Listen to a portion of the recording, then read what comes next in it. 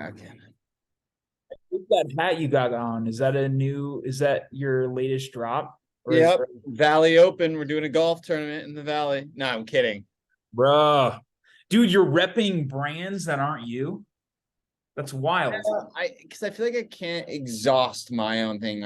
For some reason, I don't want to be the person that only has on their stuff, even though that's probably smart, but Yeah, it's a lot. it's a lot. I got to let it breathe, air it out. Yeah, yeah. Yo, so we saw each other last weekend. How We did the did. rest go?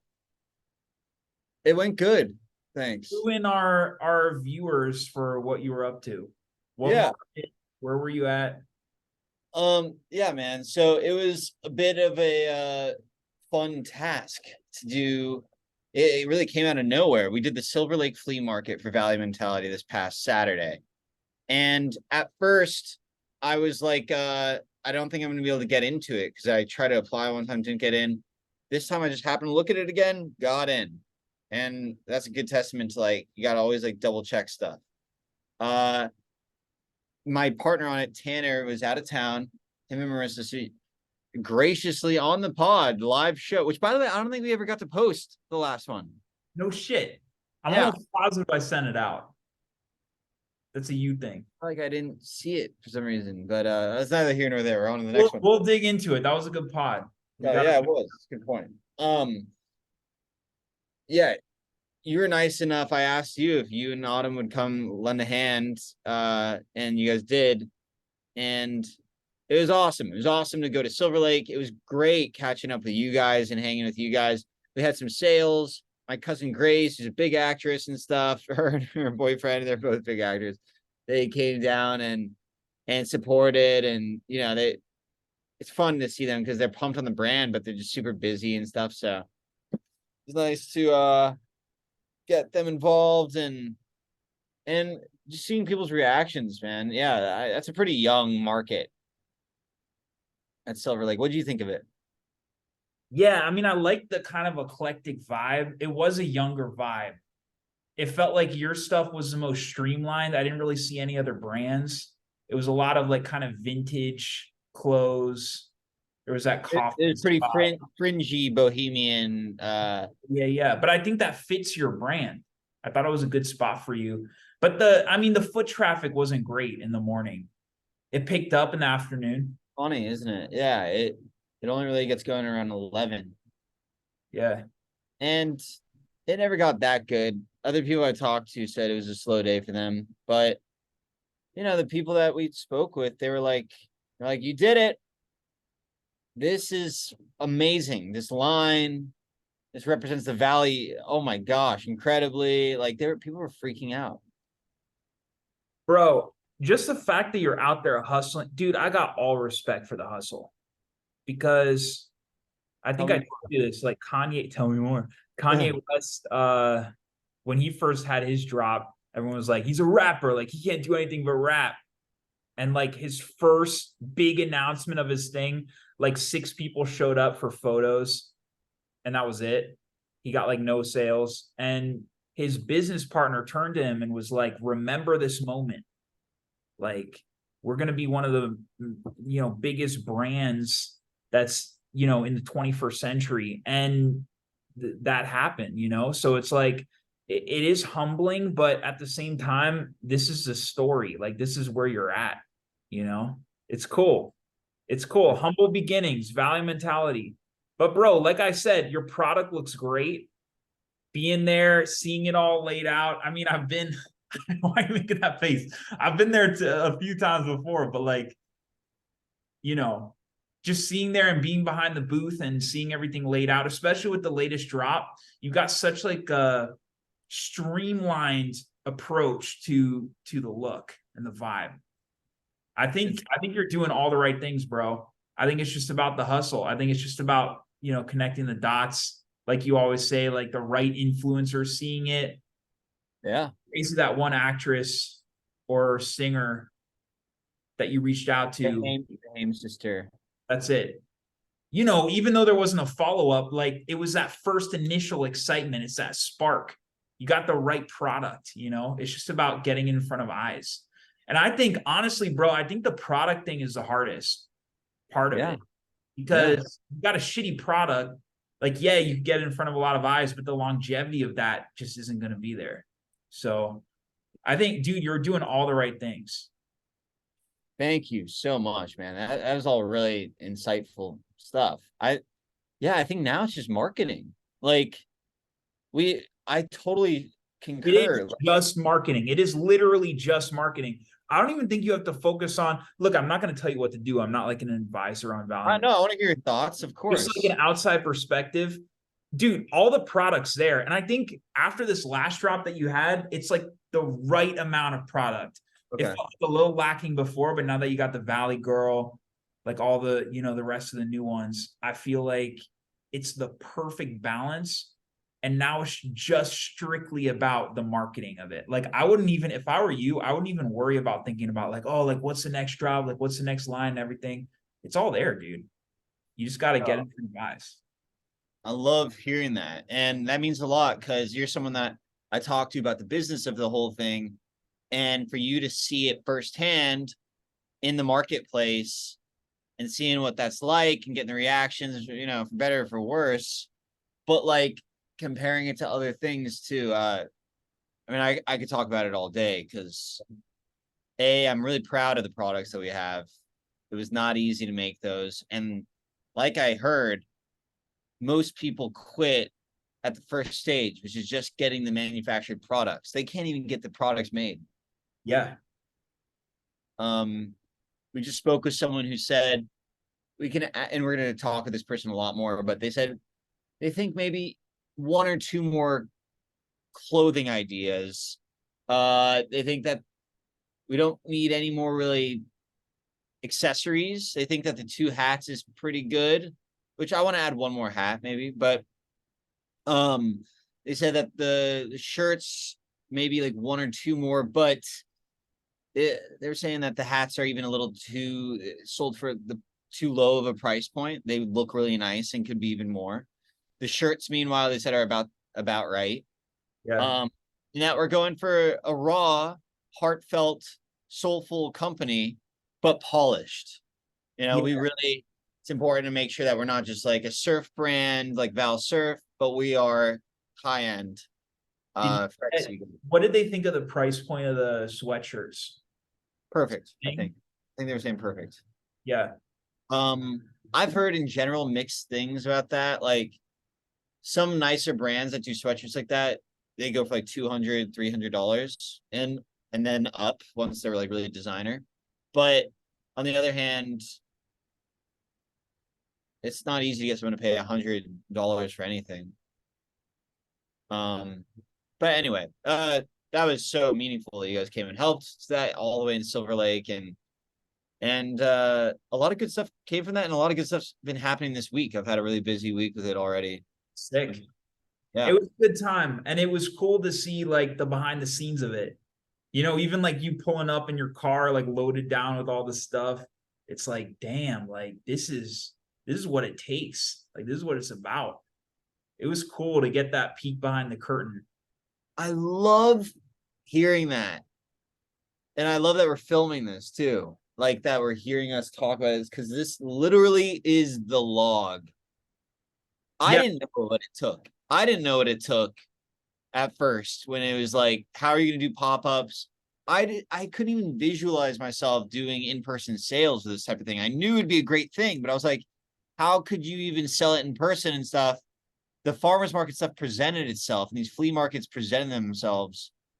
And then it's like, they really take a lot of manual labor. Like you got this tent, you got the table, you got all the products. You got to know how to set them up. You need a picture to know where to put everything. You got to bring your car in. It's like the first time I did it, I never felt more capitalist than when I brought a little makeshift. It's like you're the traveling circus, but you have your little, not too dissimilar from making a movie. You just build everything. You build a whole world. You got to capture it, and then you're gone. Right. So cool. But what an empowering thing to be able to make something. You get it out there. You see people's reactions. You learn about people skills. Mm-hmm. as you and I both talking about, do we start like Yeah, inside even when people were coming through, I'd be like, "Hey, what's up?" And people would just leave. You're like, "Oh shit!" Like, yeah, which just let them kind of suss it out. Which then I started thinking about my experience. Like, if I man, were the customer going through one of these stands, I would want to be left alone and just kind of check it out on my own, and then I make the decision. if my dad gets approached by someone, he leaves immediately. Yeah, But at the same time, it's a little bit of everything goes, because at the end of the day, there's a few times where someone came up and then I heard them talking and they almost wanted me to pry. And I started prying a little bit, just like, hey, do you guys know the Valley? It's like stuff that provokes their thoughts yeah. rather than just annoying them. You don't want to be like a hard sell. You just want to kind of like engage conversation subtly. You're in on it a little bit. Yeah. And anyway, so that's learning about that is so cool. And making some money, man. Like I've been doing the books lately and just seeing I am making money back, and it's fun to see that you're like making actual money that you can live on because of something, and like it's just very empowering. Man, I can imagine like you have a concept for something, you create it, you sell it, you get the manufacturer. I do the designs. You do the what? Designs. Designs. Yeah, you drew the shit, which I had no idea till this last weekend. And bro, yeah, all you and you making money off of that instead of like getting a paycheck, it's so much more satisfying. It's yeah, you get a little of that I want to say God complex, because it's it is Also, yeah, the first like empowering. 500 you get even is going to be more meaningful. This is what I hear from like Damon John from Shark Tank and shit. Yeah, Like, I love Shark Tank. yeah, entrepreneurs who've made it, they always talk about that first like, grand, where then like when they make like the mill deal, it's kind of like not as big of a deal, but this first money that starts coming in, it's so much more meaningful. Dude, we've made over 1,000 in October alone, bro. Woo! I'll have you know. This drop in particular, I have no problem saying it. We put in like $2,500 into this most recent one, and we probably made $1,500 back so far. And I projected the numbers. If we sold everything that we made, we would make about 4,000 and something. If you want to go into profit margins, it's about 67% profit margins and some of the stuff. But it's fun to see that, like, to understand your numbers. That just makes you more of a part of the product. It takes us $19 to make a shirt, and we sell them for 55. Costs us 45 to make a sweatshirt, sell them for 110. Costs us $750 to make a hat, we sell them for 35. And like just knowing that stuff, it's like every little bit counts. It's exciting. I recently created my LLC for Burnt Mill, and I'm getting the legal paperwork drafted for the investments on my first feature. When I'm able to make a sale, like when I'm able to lock in the investor for this, and I like write in the budget my own salary, like my rate as director, as producer, that's the same feeling, bro. Like being able to be in the driver's seat of like, I raised this money. I created the business. I'm a business owner. It's like so much more autonomous than being an employee. Yeah, it's true. You're running it yourself. Did you have any of those meetings this week? Any good meetings and stuff? I don't have meetings with investors, but I've been getting some management leads, like representation leads, which has been exciting. Really? Yeah, that's been the latest development for me. And that's been cold query, which has worked. And the reason why I think it's worked is it's a combination of this log line that I've got for the feature that's really strong, and also just my, like 4 million views and like 100 shorts. So like I put in all this work to get to this point. And I think that's why the queries have been effective. So we'll see. How are you reaching out to people with your queries? What do you mean? Like how I write the queries or what? Um, I find the email and I send it. and that can be any way. Any way in what? Like finding the email or How do you find the email? a little digging, a little you know, finding the company, and then this is the format, and it's like, oh, like first name and then, or like first letter of first name and then last name, and then just sending it. Interesting. Yeah, you were saying you sent like 100 and one person got back to you on something.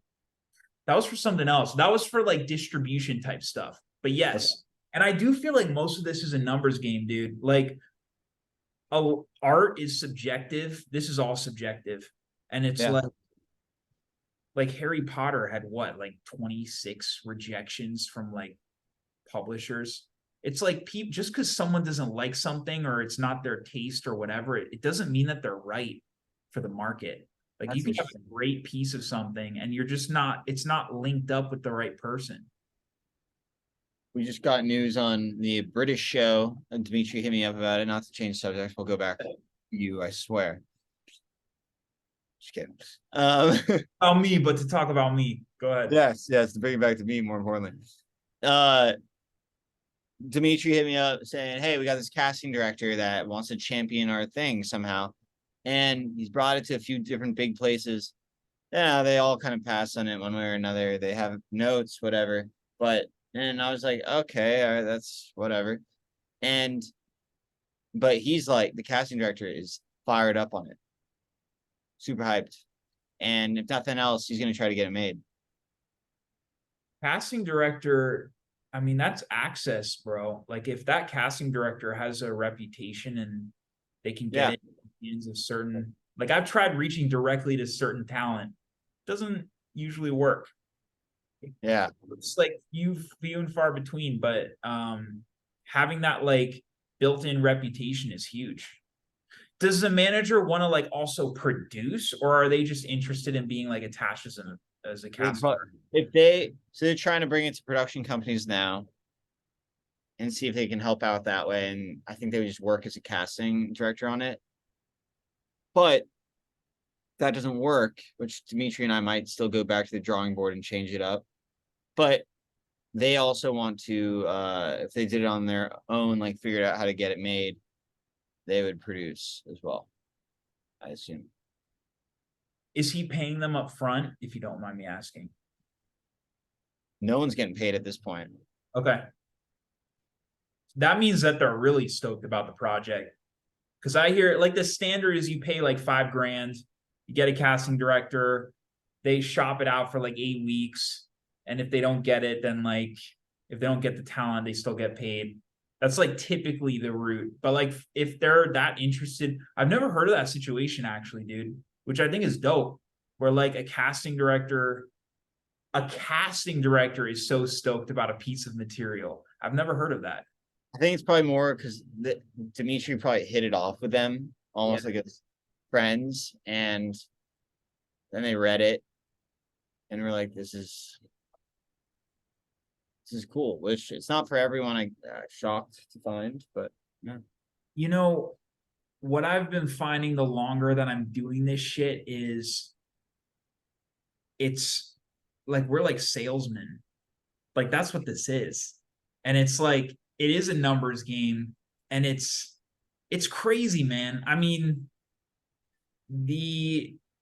there's no guarantee. There's no guarantee. And that's what's both exciting and like terrifying about it. I feel like it's almost like you're going, and it doesn't matter what level you're at. Like there are like high A-list talent that like don't, for whatever reason, the financing doesn't come through. Like I know of like Mike Flanagan, one of the biggest horror directors. There are things that he's written that haven't gotten the green light, regardless of his reputation that he's made like millions of dollars for Netflix. It still hasn't panned out. And so Are you gonna watch Shark Tank this week? I wasn't planning on it. I usually watch like clips, YouTube. Jason Blum is guest shark this week, dog. No way. Yep. I'm ready. Bro, I'm sure you're watching that show all the time. Like, I are you know. planning on going on? Not for any of the products I have now. I don't think, because we actually have some big things in the works with them. And I don't know if I could really use Mark Cuban. Robert would be a cool shark for us, but is he going to devote that much time? Yeah, if I could get on. But it's such a process. So no. But yeah, I watch it a lot. It's just a new season just started. So Yeah, they're on what, like season 16 or something. It's a great show. It's a great show. It's one of the only shows where you really learn a lot. Yes, yes. And like pitching, like the thing about salesmen, like this is all pitching, man. The amount sometimes like you don't even have to be the best writer or like talented actor or whatever. Like if you're great in the room and you really know how to win over people in the room, sometimes that's more important. Bro, everything's taught the worst way possible. You don't learn about financial literacy in school. And then when you're in acting school and film school, you don't learn about how to like get things made. And I don't think it's all needs to be like, I'm not saying it needs to be dry salesy stuff. Sales has such a negative connotation. When in reality, things are as simple as like you need to know how to translate what's interesting to you to get people to put in money into it. Dude, I think the reason for it is people would rather be in the delusion of like, oh, I'm just gonna do my like artsy thing. Yeah. Yeah. That was me. That was me. Like until yesterday. I really felt like it took me like 100 fucking shorts in order to get to this place. Truly. That was my way of procrastinating and pushing the shit down the line because I didn't want to deal with it. I was believing the delusion that like that literally every film student believes, which is you put out like 1-2 shorts, one of them gets seen by New Line, they pick it up, they give you the green light, and then you're a director of a feature. That's literally what people believe. They think you do your thesis in USC and then you're good to go. Yeah. But dude, it is a business. It's a business. It's a business. And yeah, I don't know why more people aren't taught it. Like, I think it goes back to the delusion thing, but bro, people should learn it because that's the difference between having a career and not having a career. Unless you're like, you know, your mother is like Mrs. Blum. I just had the same conversation with my 20-year-old brother in Malibu just before this, and he's thinking about applying to colleges, and he just wants to go where he can run track. And I'm like, that's fantastic, and it's gonna work out no matter what. But we're with my parents, and I'm just like, I don't mean to be this guy, but like, I do have some regrets about what my thoughts were at that age. It's easy to just think that you're gonna find some. He's like, yeah, I'll have a day job to support my like track passions and things, and I'll do some of that. I'm like, start thinking about now how you can make a lot of money doing what you love, because it's not easy to dream when you start having a grind, and the grind hits you, and there's nothing glamorous about it. And we're taught, especially in Malibu, where it's a bohemian, rich bohemian, and people are like, money's bad. It's like, don't be a slave to money. Our entire society is based upon working to provide for a living, you know, to provide for your family and stuff. And if you're not knowledgeable about how to make money, how to work smart, how to coexist with doing fun things that are your passions, and then also making a service for people that people need and stuff, then you're gonna end up being a slave. And I'm telling you, the day job thing's not as fun as you might think. So it comes around fast. And I basically left my brother with like, just keep doing your research and try to get real life experience as young as you can. Mm-hmm. Yeah, dude. And some of that stuff he's gonna have to just learn the hard way, you know? Yeah, and it'll be fine. But I wish I had someone I do too, bro. I do that could too. like something like this podcast. And Yeah. then yesterday we were at we had a pickleball meeting with this guy, big business person, CEO. You should probably meet him too. He was like, I go into schools and tell people, ask kids like, how many of you want to get into sales? No one raises their hand because they think it's like Willie Loman, Death of a Salesman. And he's like, at the end of the day, everything is sales. You want to get your movie made. You want to get a clothing company made. You want to become an actor. You want to go into finance, obviously, or any type of business. You got to sell it. No one's gonna sell it for you. You got to do it. So, and you can only sell stuff that you are passionate about. Yeah. So that means that you have to learn a lot. Yeah. I think that the majority of the society are slaves. And that's Yeah. a strong word, but I fully believe that. If you're dependent on someone else for your income and you're living paycheck to paycheck, which is a lot of people, and It it's is. It's like 60% of people at least. yeah, and it's doing something that you don't enjoy. It's like what a miserable existence. But I don't think that school was designed for entrepreneurs. That's the biggest part of it. Like it was initially designed to churn out these factory workers like back in like the 1800s, and we retained so much of that. And dude, how about the 1950s? Yeah, the 1950s, and it was considered more glamorous. The middle class was bigger. Yeah. And people were able to kind of have a good little lifestyle being blue collar. But anyway. And then when you get out of school and you're hit with like the real world thing, it's like college also kind of delays the reality. You're able to stay in that delusion for longer. Like you get an extra 4 years of that. And then once you're popped out and you're like, okay, now I got to think about like providing, like I got to, make a living. I got to find out what I love to do. I got to find out how to sell that. It is too overwhelming for the majority of people because there's so many things that are on your plate. And I empathize with most people because most people aren't gonna do what it takes to follow their dream. But it's like if you want it, if you want the big payday, you want to be passionate about what you're doing, you gotta fire on all cylinders. And like for me, I wish that I had the understanding and I had the knowledge base like back when, like you're talking to your brother, but that wasn't my situation. So I had to learn it later in life, So here we are. Yeah. And Arnold Schwarzenegger says all that stuff. I heard him on David Spade and Dana Carvey's podcast today. He's got this new book. He goes, everyone wants to feel good these days. Everyone wants to sleep in. Like you have to have the old-fashioned mentality. People used to work hard. They worked for a living. They had tough times and they did good. They had fun because of it. There was this tough thing.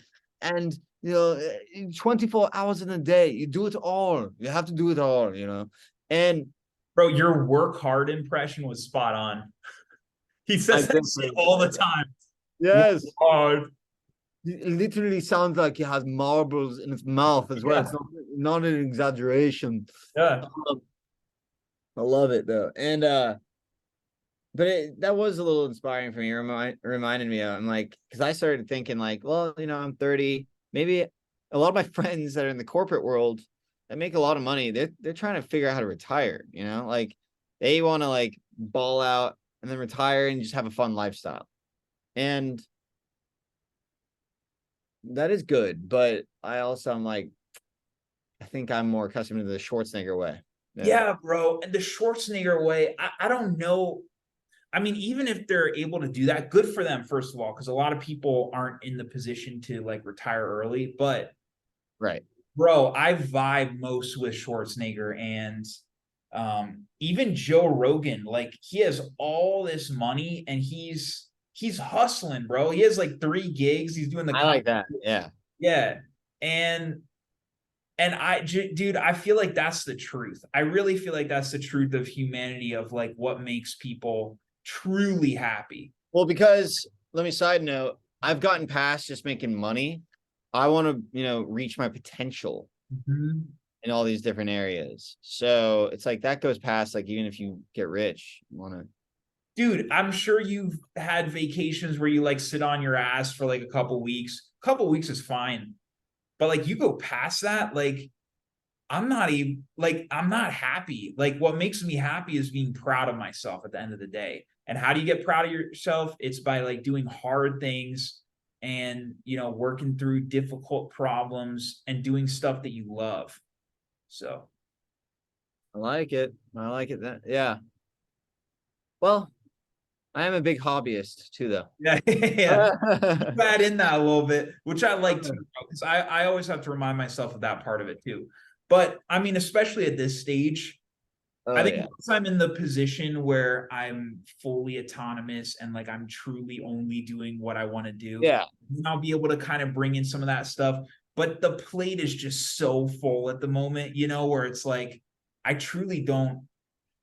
I love your work ethic. Yeah. Thanks, bro. And yours too, man. I mean, I saw it last weekend, if I you're able to do all of it, power to you. yeah. I love that you bring that up, man. I know exactly what you're saying. Like that is a funny thing. It's hard to show people that part of it, the put up and the takedown of everything. And that's why I like behind the scenes stuff too, when they show the making of things. Yeah. And the holes that wouldn't fit in the clothes rack as we were trying to put it in. Totally, man. All those minor details that only you usually see. Yeah. I'm a freaking business person, bro. I'm a producer. Like I'm Yes. making stuff. And that's a big thing for me going forward is I want to be able to create the secret formula so that I can emulate it at other brands and stuff too. Yeah, you've talked about that, how you want to kind of consult later down the line. Yeah. Part of it, I think, like, I vibe a lot with how you think about stuff, the mentality, because I'm also a producer Yep. and a lot of people are consumers, and there's nothing wrong with that. The only thing that's wrong with that is if someone is like truly a producer, but they kind of hide it because they don't believe in themselves and everything. You got to pull that shit out. But there are some people that just, I don't know. Do you think that everyone is a producer deep down, or do you think that there are people who are integrally just consumers? Um, I'm someone who said that I think everyone can act on some level, which is kind of a hot take. I think if they were like shown how to make the most out of themselves, I think anyone can do anything if they can put their mind to it. That's a cheap answer, but No, no, I agree. I think that like everyone could be an entrepreneur again if they wanted to, but the reason why a lot of people don't is because it's hard as fuck, and there are a lot of downsides to it. It's more unpredictable. It's all oh, these. dude, I mean, also part of getting to do this stuff is now I've started to notice it more in the world and started to observe it. And now I notice all these businesses that go up and come down and go up and come down on Main Street and all these things. And it's scary. You start to notice how quickly people go through things. Isn't it like 80% of businesses fail in the first year or something? At least. Yeah.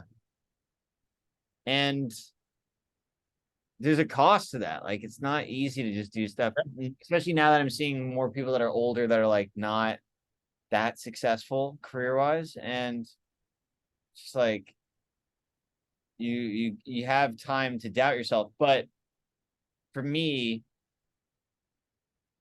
we go back to some of those simple mentality things, which are like, just keep the goals and you got to commit. You got to commit and then laugh along the way and keep striving, keep doing better than you did before, but then also don't cling on to it either.